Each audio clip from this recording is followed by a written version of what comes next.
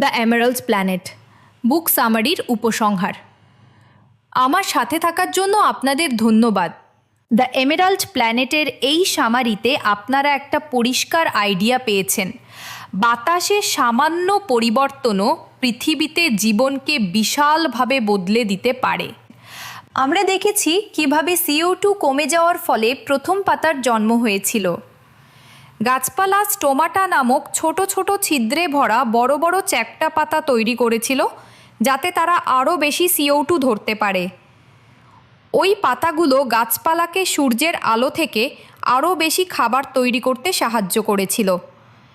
বেশি গাছপালা মানে বেশি অক্সিজেন, বেশি খাবার, আর আরও নানা ধরনের প্রাণী, পোকামাকড় আর প্রথম দিকের প্রাণীরা নতুন ঘর খুঁজে পেয়েছিল। জীবন আরও সমৃদ্ধ হয়ে উঠেছিল। আমরা কার্বনিফেরাস যুগের দৈত্যদের সাথেও পরিচিত হয়েছি, যখন অক্সিজেন অনেক বেশি ছিল। চার্লস ব্রংনিয়ার্টের খুঁজে পাওয়া ফসিলগুলো বিশাল ড্র্যাগনফ্লাই আর লম্বা ক্লাবমস গাছ দেখিয়েছিল। পরে অক্সিজেন কমে গিয়েছিল আর সেই দৈত্যরা হারিয়ে গিয়েছিল। আমরা শিখেছি কিভাবে খারাপ সময়ও জীবনে আঘাত এনেছিল। পার্মিয়ান যুগে অনেক প্রজাতি মারা গিয়েছিল। ফসিল আর লাইকোপসিডসের মতো অদ্ভুত গাছপালা দেখায় কিভাবে কিছু জীব বেঁচে থাকার জন্য দ্রুত বদলে গিয়েছিল। আগ্নেয়গিরি, ওজনের ক্ষতি আর মারাত্মক সূর্যালোক হয়তো অনেক মিউটেশনের কারণ হয়েছিল। গাছপালা আমাদের হঠাৎ করে ওয়ার্মিং বেড়ে যাওয়া সম্পর্কেও জানিয়েছে।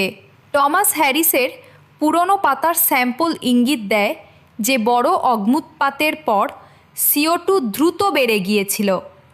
সেই বৃদ্ধি ডাইনোসরদের জন্য পথ পরিষ্কার করতে সাহায্য করেছিল।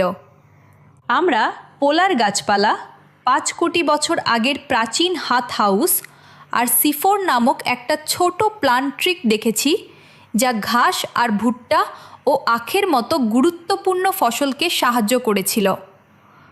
পাতার কেমিস্ট্রি আর গ্রিনহাউস গ্যাসের সামান্য পরিবর্তনই ঠিক করে দিয়েছিল গাছপালা কোথায় বাঁচতে পারবে আর আজ আমরা কিভাবে খাবার উৎপাদন করি। যদি পৃথিবীর অতীতের এই ঝলক আপনাদের ভালো লেগে থাকে, তাহলে লাইক বাটনে ক্লিক করুন আর আরও সহজ সামারির জন্য সাবস্ক্রাইব করুন।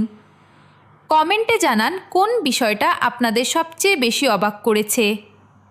দেখার জন্য ধন্যবাদ। এই গ্রহের গল্পটা আরও আশ্চর্যজনক হয়ে উঠছে।